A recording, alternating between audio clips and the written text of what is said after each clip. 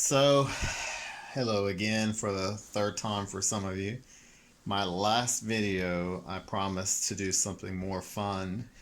And the reason why I say that is because I let my brother, who is also artistic, and my nephews and nieces, hey Darnell, and um, family, Layla, Jalen, and Tatey, hello, if you're watching this. I let my family watch my videos and they said that kind of boring, which a lot of times working on fundamentals, whether you're in sports or not, let's say basketball, practicing dribbling does tend to get a little boring, but I promise you our other projects will come to something that I think you might enjoy. And um, interior design or in architecture is something that you can actually make pretty good money in as a career.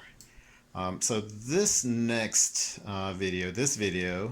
this third video a week, will incorporate my affinity for children's books because that's the best artwork and drawing little characters.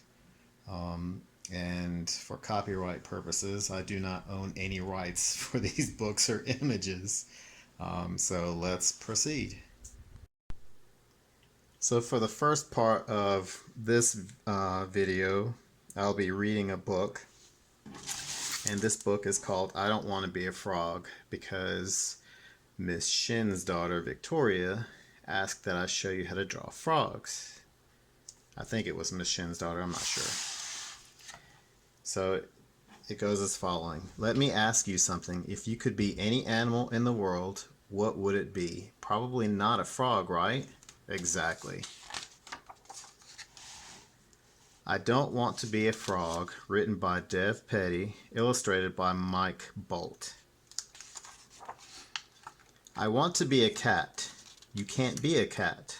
Why not? Because you're a frog. I don't like being a frog. It's too wet. Well, you can't be a cat.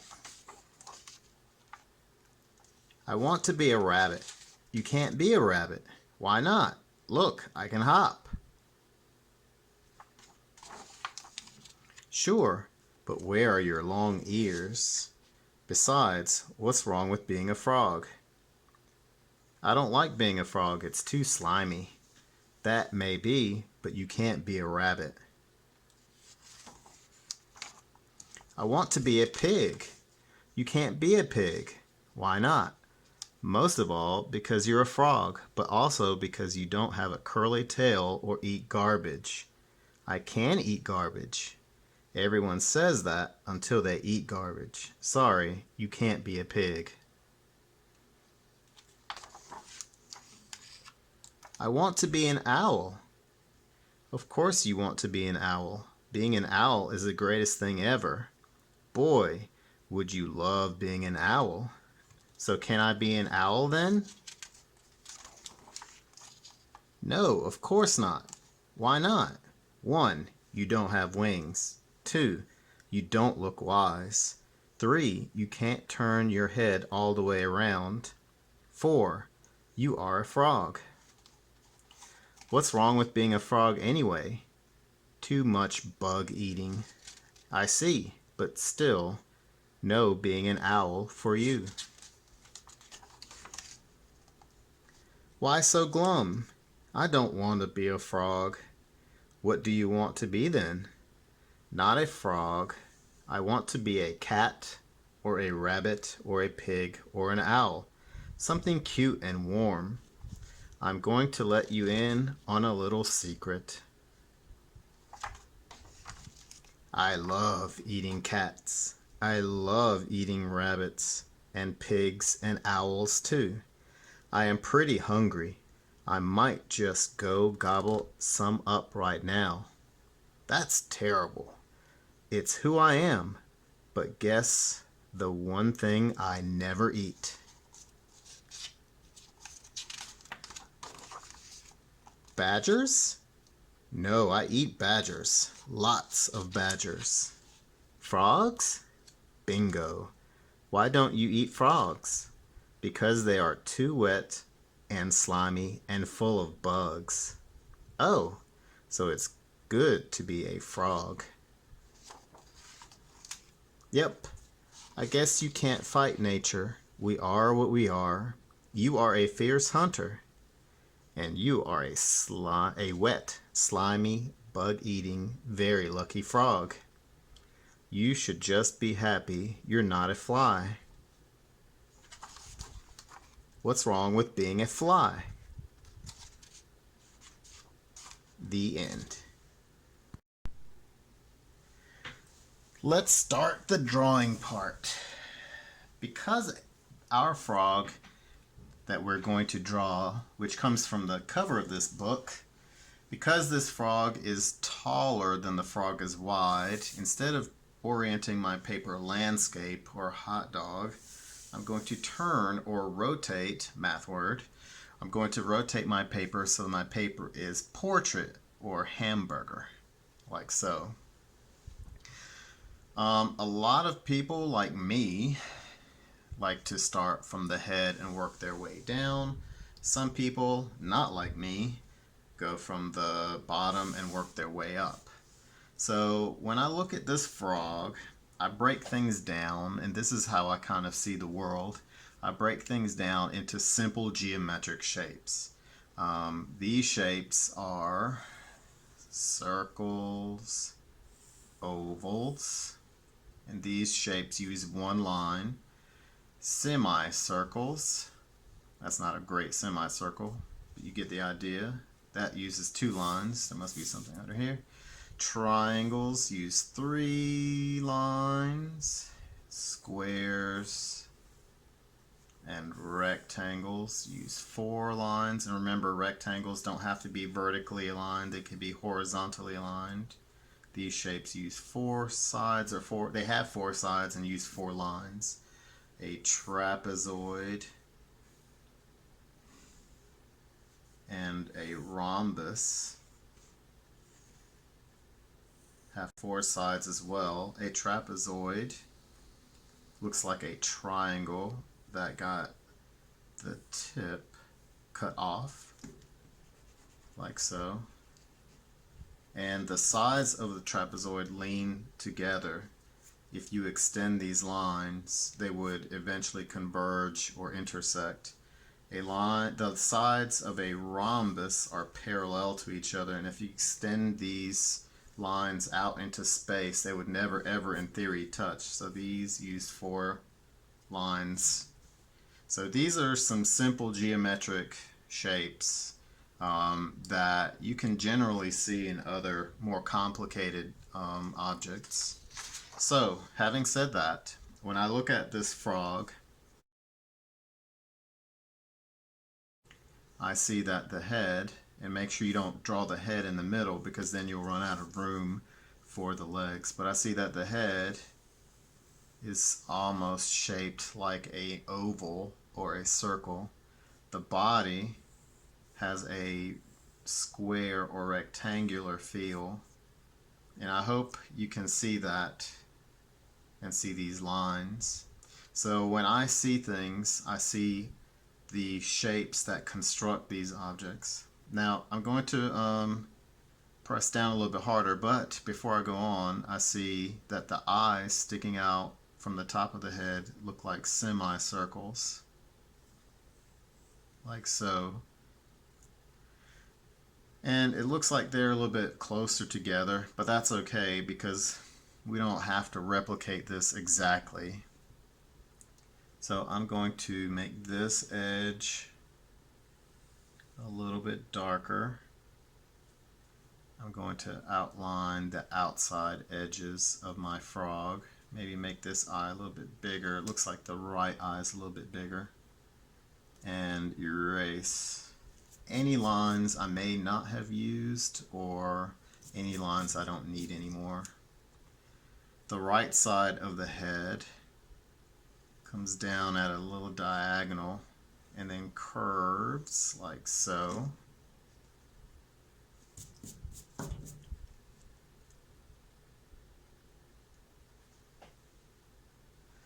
the body, it looks like, and I didn't see this at first, but I had to lean closer to the book itself. The body does look like a rectangle, but there's a diagonal line here that kind of joins to the body itself.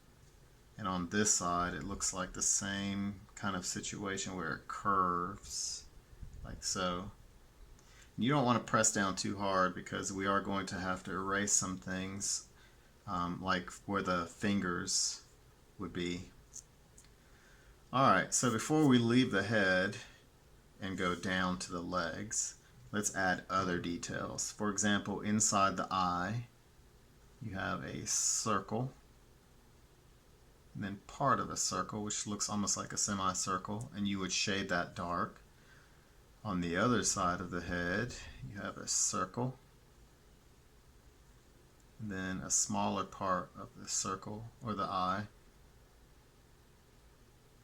Let me show you something really quick. Let's say you want this frog to look like it's winking. What you can do is just add a line so it looks like it winks.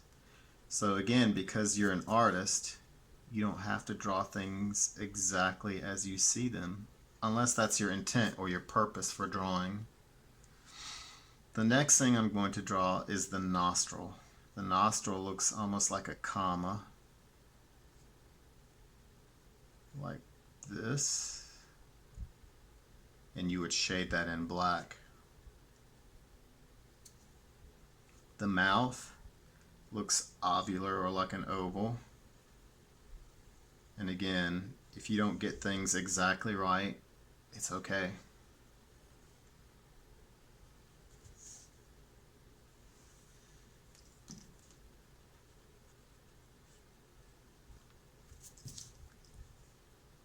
Inside the mouth, you have some details. You have the tongue, and then you can barely see it, but you see some other details as well. And they use a lot of dark value shades for the inside of the mouth because light does not easily travel inside that area.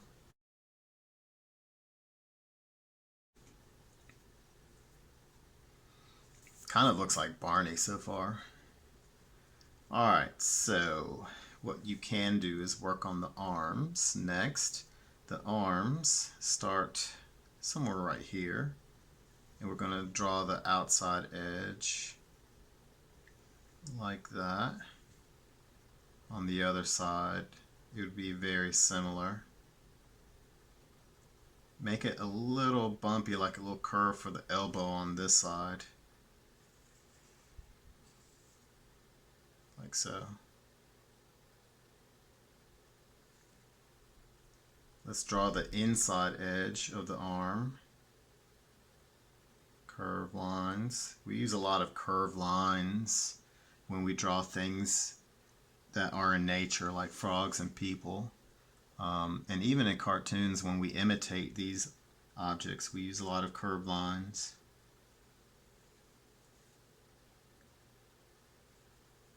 Like so. The next thing we're going to draw are the fingers. So with this arm, this hand, one of the fingers, I'm assuming thumb, goes behind the body so we don't see all of it. We're going to draw fingers and rounded fingertips. I guess this would be one of those frogs that growing up would stick to my parents' house. On the other side, you do see 4 fingers instead of 3 and part of 1.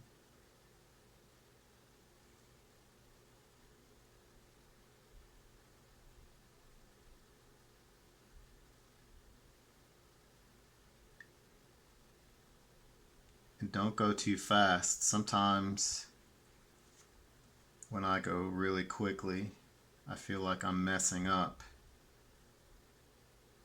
And since I don't want to shoot this video 2, 3, 4 times. It's very important that I take my time to get it how I want it to look. I know Bob Ross used to always say that, you can make happy little accidents, but sometimes precision is what you're really going for. Alright, so the bottom part of your frog, let's begin. So I'm going to skip a little space and draw a curved line. And then the frog's legs are almost rectangular, except for they curve a little bit, like so.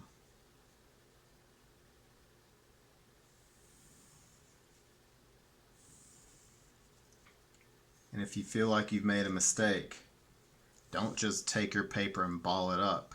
Look at what you're drawing and then look at, or I should say look at your drawing and then look at what you are drawing, your subject matter. Take your time. Don't get frustrated if things don't happen or look exactly how you want it to happen. If you mess up, don't be afraid to flip your paper over and start over on the back.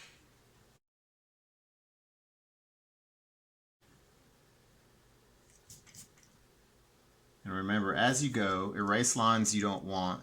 But remember, if you're going to color this, you don't have to erase these lines, because if you're using crayons, you're applying crayons over this. If you're using oil pastels, you're going to be applying that medium over this. If you're painting, now I will say if you're using watercolor paint, you do maybe want to erase some of these lines. But if you're not going to color this, you can use your pencil to shade in. I see that I need to add a bottom lip, kind of like that. And remember what I showed you about smudging. You can add shadows. Alright, so the legs. The legs actually look like they are the length of the head. And I'm hoping I didn't make this too big. So the legs will be about this long, so I need to make a little mark right here. And if everything that you're drawing doesn't fit in the frame of your paper, if it sticks off or runs off the paper, that's fine. Because once again, I could draw this, flip this over and draw it smaller, or I can just go with what I have. So this leg will come down to here, and the other leg will come down a little bit lower. See, I'm starting to press down a little too hard. So let me start with this foot. The foot is very long, so I'm going to kind of measure using my pencil. I take my pencil and my finger, and I use my thumb and the point of the pencil, and I hold my pencil up, and I visually measure, and then I compare it to the leg. So it looks like the foot is as long as the leg is tall.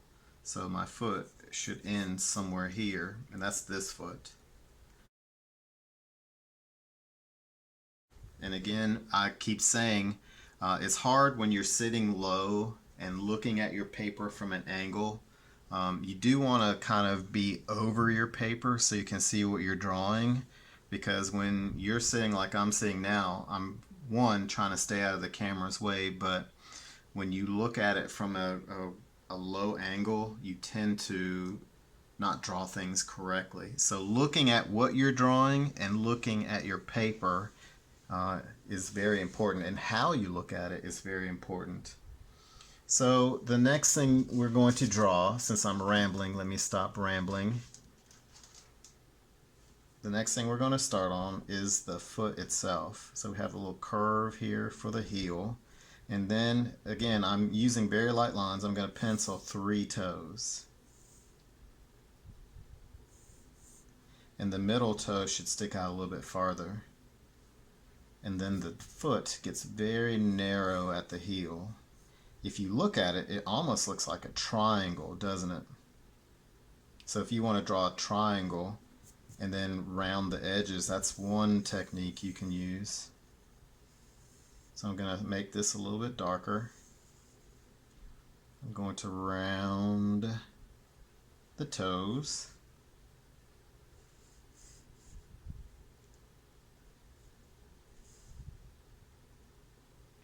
And I see that I already made a mistake. The toes should be a little closer together.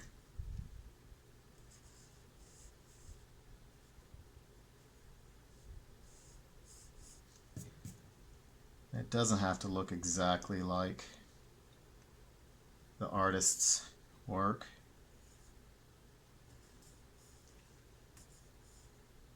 Kind of like that. The other foot stops somewhere right here. It doesn't stick out as far as this foot. And if I'm not mistaken, I may not have room for the whole foot. Let's see if I do. So we have little curved lines for like the wrinkles. Like we have wrinkles where our joints are, where things meet.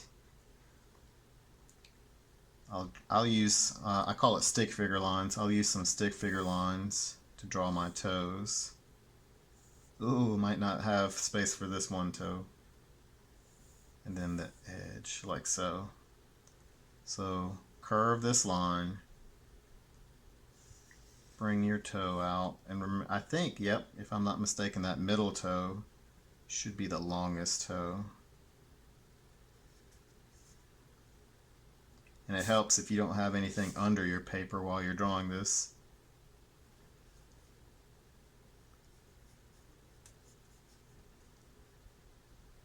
If you have a clipboard, let's say you don't have a table that has a smooth surface. If you have a clipboard, that's a great way of having something under your paper that has a smooth edge.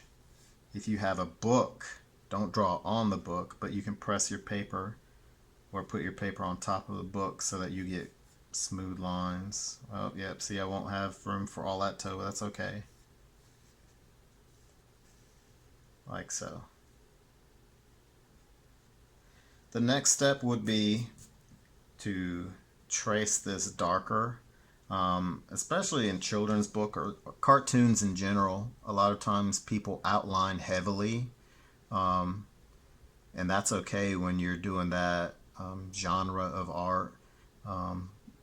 But you know, if you're drawing realistically, we don't have black outlines or dark brown outlines. But it's okay if you're drawing cartoon, or if that's just the style you want to do, like anime. The next step would be to add colors or to add shadow or shading. If you're like me, I took all the crayons I personally have, I took them to school because I do demonstrations for you all at school. I don't have a use for crayons at home since I use paint. So if you want to get fancy, you can add lead from your pencil. Add it very lightly at first, and then use that smudging technique I showed you all and erase anything you don't want. When you add value or lines to your paper, that's called the additive method, or you're adding something to. If you're taking your pencil, let's say your pencil, your paper is dark like this, and you erase something, that's the subtractive way. You can actually draw with your eraser. All right, let me stay focused. Your arm. And the harder you press down, the darker your shadow will be. And if you go from pressing down hard to pressing down light, do you see how it goes from dark to light? You can smudge. And again, use the subtractive method for taking away anything you don't want. And I can tell a little bit of fact for you. I can tell that the light source is from the top because all of the shading, the shadow areas, are at the bottom, like bottom of the arms, bottom of the head. And if you want pre-existing areas darker, go back, press down a little bit harder. Don't press down super hard. Press down a little bit harder and smudge. I find fingers work best for smudging, but it makes your hand dirty. So don't press on your paper with the finger that you smudge, because then you'll get fingerprints. So whatever hand, or finger I should say, whatever finger you smudge with, try to keep it from making contact with your paper.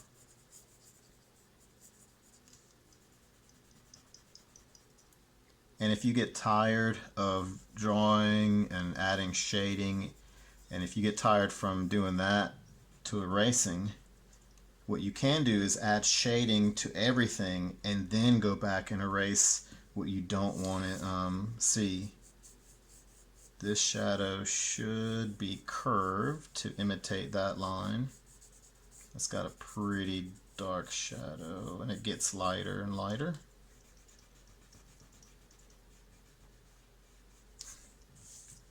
Like that. There's a shadow where the hand is, because if you put your hand over something, there's a shadow under it. These small areas are hard to utilize smudging unless you go back and erase things.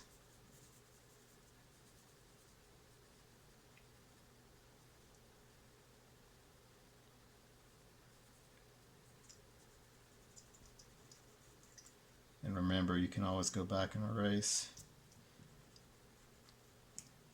Sometimes I'll do a little bit of area, all the shading, and then I'll go back and clean it up later.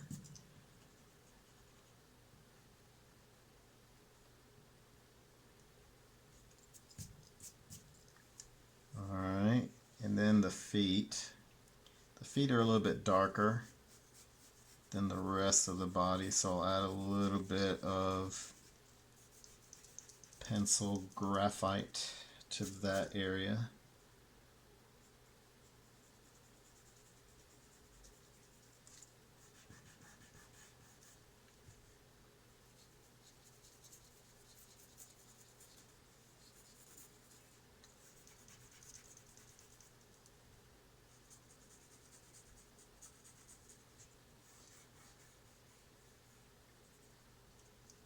And then there's a shadow under the frog.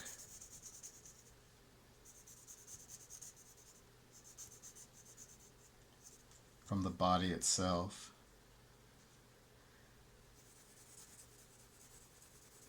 And from the cover picture, you can't really tell if the frog's inside or outside, because the picture that I'm using as a reference does not have a background.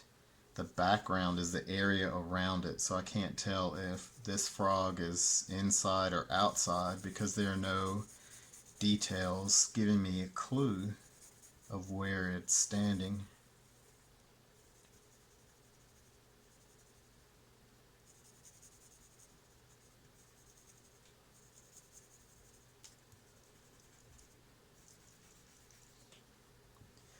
If you want to add shading to the mouth,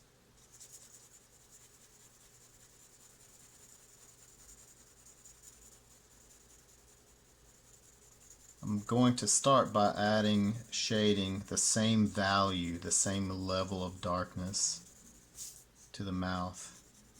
And I'm sorry, I just have to start turning my paper because it's weird just using my hands in one direction.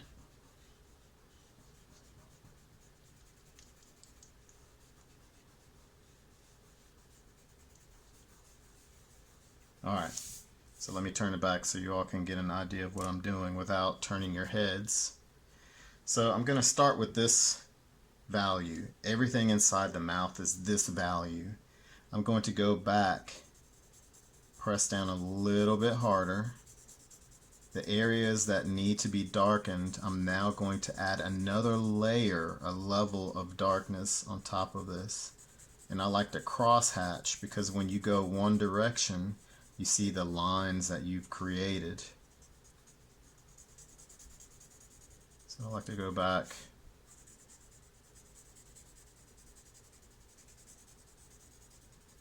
Make it a little bit darker. If you mess up, erase, smudge that. If you want it even darker, you can start pressing down a little bit harder.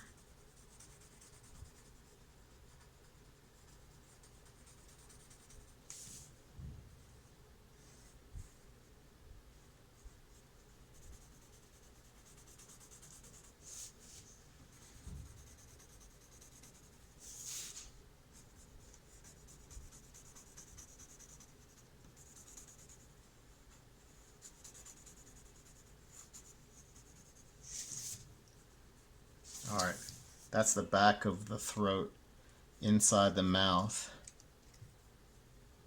There are some areas that are a little bit darker.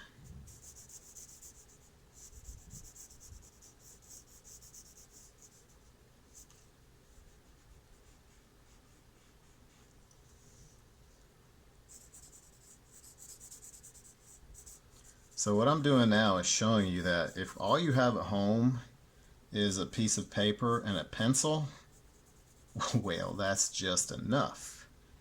Instead of concentrating on color, you can concentrate on value, how light and dark something is. So I'm using black, the color of my lead, and I'm manipulating how light or dark these values are.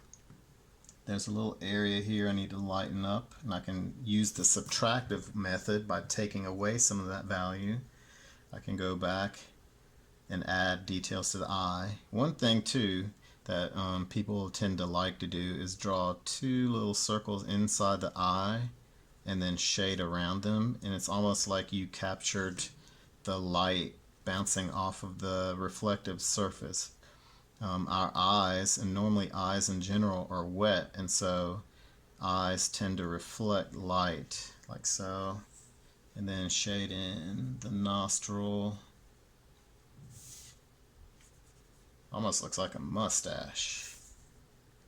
And then there's a bit of shading under the eye here.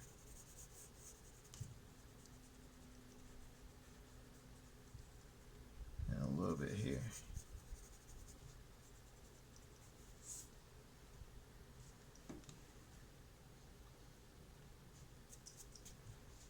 So once you're done with the with your drawing and you have it shaded to how you want it to be, you can clean up your paper by erasing any stray marks, and that falls under craftsmanship, and it shows how well you've taken care of your paper. And if you want to sign it and date it, I know when I was younger, I think I started doing this in middle school, I would actually sign it and put on the corner what year I completed the artwork, and I kept most of my drawings. I put them in like a little folder, and it's kind of interesting to see how as you get older you get better. But anyway, this is our little frog character. Someone requested that I do a little frog picture, show you how to draw a frog, and here you go.